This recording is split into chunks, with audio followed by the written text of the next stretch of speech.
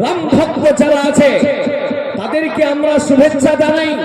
তারা রাম ভক্ত জানাতে গিয়ে আজকে বিভিন্ন জায়গাতে, আমি স্টেজে ওঠার আগে একটা খবর দেখছিলাম, নিউজ 18 বাংলা, নিউজ কলকাতা দেখছিলাম, তাতে তারা ক্যামেরাম্যানরা ধরেছে কি বড় বড় অস্ত্র, বড় বড় কোরণ, বিভিন্ন হাতিয়ার নিয়ে রামনবমী করছে। পুলিশ প্রশাসন, র্যাব তাদেরকে নিয়ে যাচ্ছে মিছিল করে। আমি তাদের বলি, রাম ভক্তদের বলি, এই রাম ভক্ত কারণেওয়ালারা, মুসলমানদের উপরে তোমরা কথা বলো, মুসলমানদেরকে তোমরা চুক্তিবাদ বলো, মুসলমানদেরকে তোমরা কষ্ট দিয়ে কথা বলো, ভারতবর্ষকে ছাড়া তোমরা কথা বলো, শুনে রেখে দাও, আমরা ঈদ করলাম, এক জায়গা তো গন্ডগোল হয় নাই। আর তোমাদের রামনবমীতে শত শত গন্ডগোলের খবর সকালবেলায় পাওয়া যায়। ভারতবর্ষ মুসলমানরা জয়লাভ করেছে, মুসলমানরা ভারত স্বাধীন করেছিল। আজকে মুসলমান এক না থাকার কারণে আজকে বেধর্মীরা আমাদের উপরে কথা বলে, মুসলমানদেরকে ব্যবহার করে। আমরা ব্যবহার হব না, আমরা কারো পায়ের নিচে মাথা মতো করতে রাজি না। রাম মন্দির উদ্বোধন হয়েছে, তার 3 দিন আগে আমার জলসা ছিল কালিয়াচক থানার পাশে।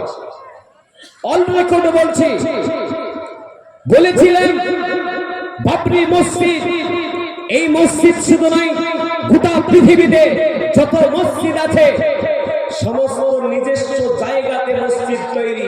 যেরকম আলহামদুলিল্লাহ, মসজিদ কোন জায়গায় তৈরি? নিজস্ব জায়গায়। রাম ভক্তওয়ালাদেরকে বলি, তোমাদের অধিকাংশ মন্দির, তোমাদের অধিকাংশ জায়গা জায়গায় যেখানে তোমরা ছোট্ট ছোট্ট তোমরা মন্দির বানিয়ে সেখানে তোমরা পুজো পাঠ করো, তোমাদের জায়গাগুলো 98% খাস জায়গাতে আছে। সেখানে বলেছিলাম, তাতে সারা ভারতবর্ষ প্রায় 10 মিলিয়ন লোক দেখেছিল ভিডিওটাকে, আমাকে সহজ করেছিল।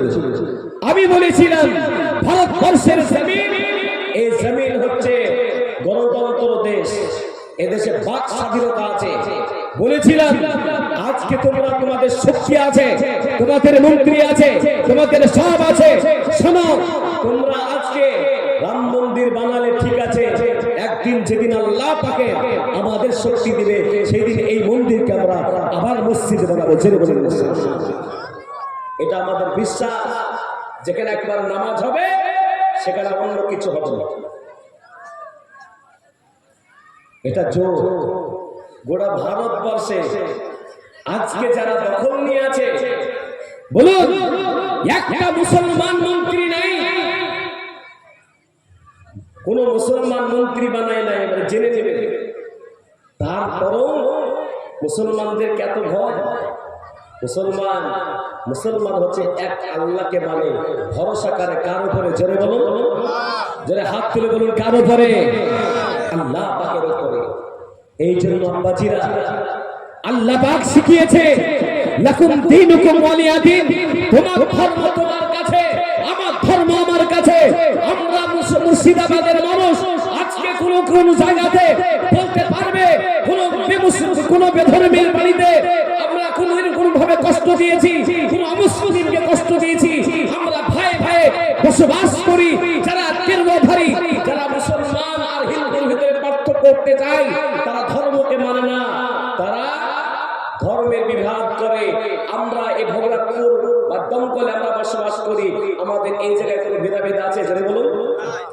আমার এক অমুসলিম বন্ধু আছে দমকলে, ভালো শিক্ষিত ছেলে, বলছে আপনার কথাগুলো ভালো লাগে। কেন? তোমরা তোমার বিরোধী করবে? আমাদের মতন হিন্দুরা বিরোধী করবে না, কারণ আমরা মিলেমিশে চলি। ওর বাড়ি থেকে আমরা খাবো, ওর বাড়িতে খাই। আর কিছু আছে যাদের বাড়ি ঘরের কোনো ঠিকানা নাই, উচ্ছৃঙ্খল, যাদের আপনার বাড়ি ঘর কিছু নেই, খাস জায়গায় থাকে, ওই সমস্ত গেরুয়াধারী, ওই সমস্ত বদমাশ, ওই ওই সমস্ত আপনার লম্পট বেধর্মীরা তারা আজকে হিন্দু মুসলমানের ভিতরে সম্পর্ক নষ্ট করার চেষ্টা করে। কিন্তু মনে রাখবেন, আমরা খোদাকে মানি, আমরা কোরআনকে মানি। কোরআন শিক্ষা দিয়েছে ইন্নাদ-দীনা ইনদাল্লাহিল ইসলাম, ইসলাম হলো শান্তির ধর্ম। লাকুম দীনুকুম ওয়ালিয়া দীন, তোমার ধর্ম তোমার কাছে, আমার ধর্ম আমার কাছে। জেরে বলুন সুবহানাল্লাহ। আমার আব্বাজিরা, আজকে যুবকদেরকে বলি, যুবকেরা আজকে দেখো তারা রামনবমীকে কেমন করে পালন করছে।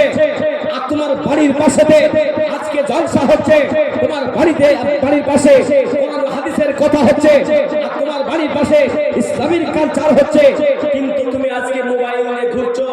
আজকে ইসলামকে বোঝার চেষ্টা করো না। শিক্ষা তাদের কাছে না, মুসলমানের কাছে আগে ওরা শিক্ষা নিত, এখন ওদের কাছে আমাদের যুবকদের শিক্ষা নিতে হবে। যাও, তারা সব কিছু বাদ দিয়ে তারা তাদের ধর্মতে পড়ে গেছে, আমরা করতে পারি। সেই জন্য আমরা প্রত্যেকে আজ থেকে নিয়ত করি যে ভালো কাজ করব, মানুষকে ভালো পরামর্শ দেবো। সেটা বলুন ইনশাআল্লাহ।